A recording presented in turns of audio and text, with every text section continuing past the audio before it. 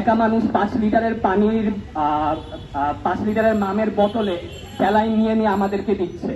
তার তো কোনো স্বার্থ নেই, তার তো কোনো উদ্দেশ্য নেই, তার তো কোনো কিছুই নেই এই আন্দোলনে। কিন্তু সে কেন এসেছে?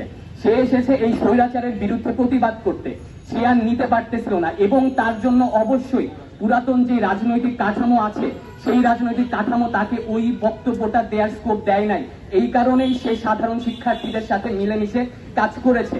এই যে মানুষগুলা, এদের কণ্ঠস্বর আমাদের হারাতে দেয়া যাবে না। কারণ মনে রাখতে হবে, গত 15 বছরের ফ্যাসিবাদী সরকারের শাসন আমলে প্রত্যেকটা মানুষ, প্রত্যেকটা জাতি, প্রত্যেকটা গোষ্ঠী, প্রত্যেকটা মানুষ শোষিত হয়েছে। আমাদের একটাই পরিচয় ছিল গত 15 বছর, সেটা হলো আমরা সকলে শোষিত, এবং আমাদের শোষণ করছিল ফ্যাসিবাদী হাসিনা সরকার, খুনি হাসিনা সরকার।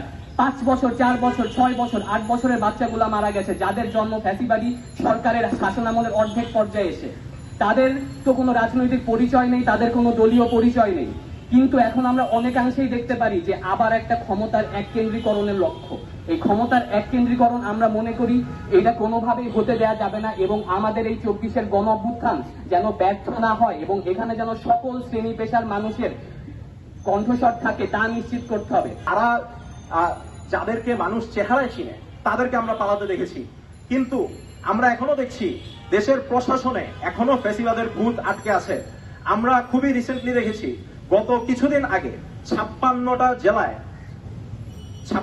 জেলায় আমাদের যে ডিসি সমূহকে নিয়োগ দেওয়া হয়েছে, তারা প্রত্যেকে আওয়ামী লীগের বেনিফিট প্রাপ্ত, এবং তাদেরকে শুধু যে নিয়োগ দেওয়া হয়েছে তা না, বলা যায় তাদেরকে প্রমোশন দেওয়া হয়েছে।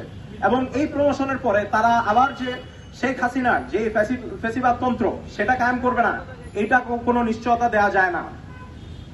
আমরা দেখেছি আমাদেরকে বলা হয়েছিল পুলিশ বাহিনীকে নতুন করে গড়ে তোলা হবে, আমাদেরকে পুলিশকে বানানো হবে জনগণের বন্ধু। কিন্তু যেই মুহূর্তে আমাদের উপদেষ্টা সাখাওয়াত হোসেনকে অপসারিত করা হলো, সেই মুহূর্তে আমরা দেখলাম পুলিশের যে সংস্কার সেটা বন্ধ হয়ে গেছে। উত্তর করে তুলে এবং বড় একটি মিছিল নিয়ে ফরিদপুর রাজেন্দ্র কলেজ থেকে শুরু করে পঞ্চায়েত ভাঙ্গা রাস্তার মোড় এবং রাজবাড়ি রাস্তার মোড় সেটা অবরোধ করে দেয়। মূলত তার পরবর্তী দিন মানে 18 তারিখ যেই গণহত্যা শুরু হয়, যে 18 তারিখ থেকে সেই 18 তারিখে আমাদের ফরিদপুর আমাদের উপর গুলি চলে। সেই গুলোতে আমার একটি পায়ে রাবার গুলোতে বিদ্ধ হয়। তারপরে যে কারফিউ এবং সেনাবাহিনী ছিল, তার মধ্যেও আমরা সীমিত পরিসর হলেও ফরিদপুর আমরা আন্দোলন চালিয়ে যেতে থাকি। আমরা কোনো মতে আমরা জমে যাইনি বা পালিয়ে যাইনি মাঠ থেকে।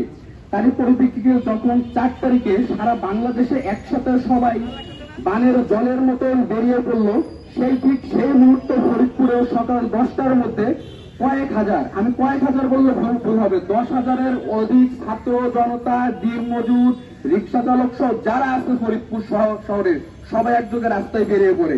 এবং ফরিদপুর থেকেই আমি এখানে শহরকে বলে যেতে চাই যে সকাল 10টার মধ্যেই আমরা 4 আগস্ট ফরিদপুরকে আমরা আওয়ামী লীগ মুক্ত করতে পেরেছিলাম।